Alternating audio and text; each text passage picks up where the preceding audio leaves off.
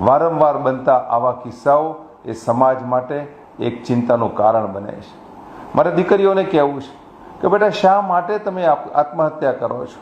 આવા લુખ્ખા તત્વોને પ્રતિકાર કરવાની માનસિકતા તમે કેમ પેદા નથી કરતા?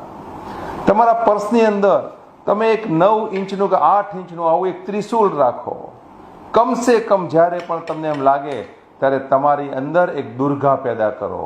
તમે શક્તિ છો, તમે દુર્ગા છો, તમે મા કાળીનું સ્વરૂપ છો. તમારી એ શક્તિથી આવા લુખ્ખા તત્વોને એકવાર તમારી આંખ એવી રીતે બતાવો કે ફરી હિંમત ન કરી શકે. એટલું જ નહીં, એ તો ન કરી શકે, નજીકમાં ફરકી ના શકે. અને એની સાથે જ્યારે આ દીકરીઓની સાથે, યુવા શક્તિની સાથે આવા લુખ્ખા તત્વોની સામે પ્રતિકાર કરવા માટે જ્યારે સરકારનું પીઠબળ મળી જશે ત્યારે ઓટોમેટિક આવા લુખ્ખાઓ સમજી જશે.